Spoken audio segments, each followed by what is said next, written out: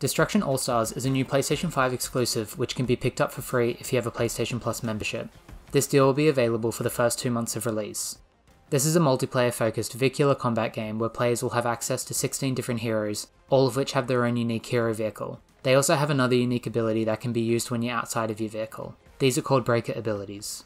For example, Lupita can summon a vehicle that leaves a trail of fire behind her, while her on-foot ability leaves fire behind her as she runs around. Most heroes will follow the same style of ability use, both unique from another hero but basically the same within themselves. Destruction Allstars also features 3 different vehicle types, the first focusing on speed, being the quickest of them all and handling cornering the best, but has the lowest health.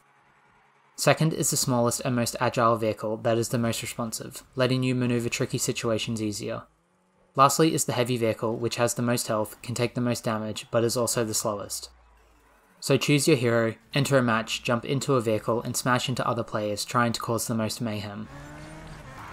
To get straight to the point, Destruction Allstars does a few things right, but overall is a pretty average experience. If you're into Rocket League or Forza Horizon, I expect you'll find some enjoyment here, but other than that, I feel Allstars doesn't do enough to bring in new players. There's some genuine moments of fun here, seeing cars explode or going on a wrecking spree is great, but these moments are too few and far between.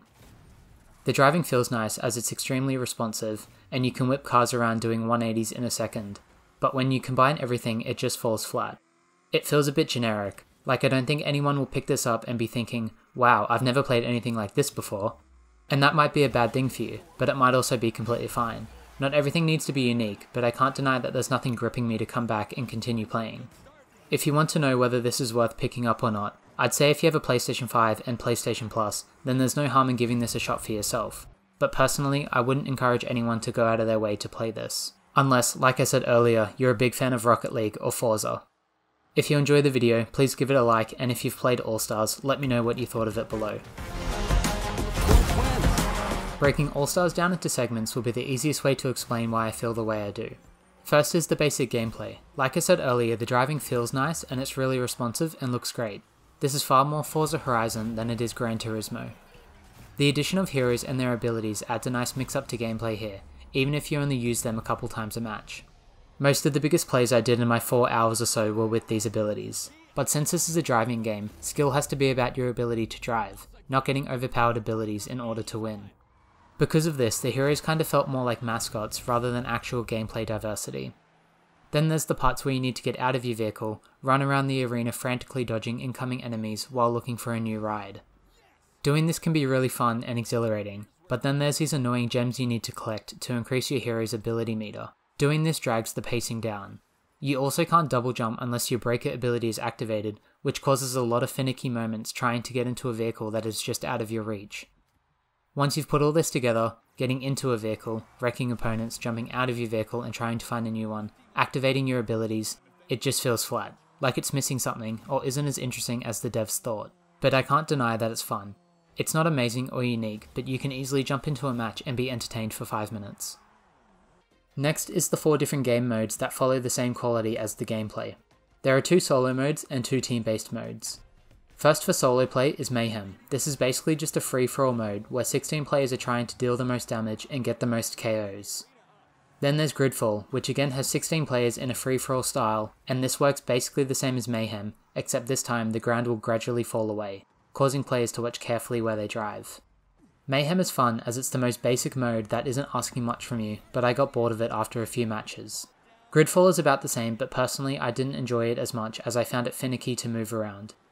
Thankfully Carnado, the first team-based mode, is the best part of Allstars.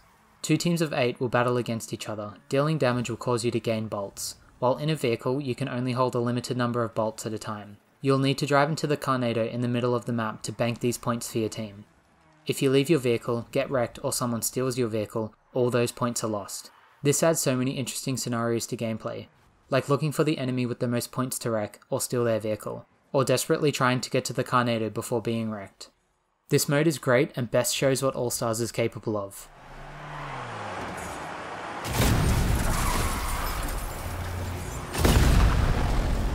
Lastly, there's Stockpile, which I fucking hated. This mode feels awful to play. Basically, you need to deal damage to enemies to get bolts and then bank them at one of the 3 pillars around the map. I played a few rounds of this but never got enjoyment out of it. I suppose what drags these modes down the most is that there are only 3 maps, which creates the feeling of repetition very quickly. But nevertheless, Carnado is still fantastic. Definitely check it out if you're planning on playing. Allstars also has some really weird and annoying features. I guess you'd call them that. I'll start with the least impactful and go from there. Every time you join a match, everyone's mic will automatically turn on and you'll join a lobby-wide party. This is extremely annoying as you'll hear 15 people talking over each other, the sound of their TV audio, the crunch of their Doritos, and Mountain Dew burps. Please mute your mic on your controller, and devs, please remove the automatic party chat. Now that you're in a match, you'll notice how nice it is to look around your surroundings while running across the arena. You'll be taking in the nice graphics, the impressive art design, and the smooth 60 frames per second.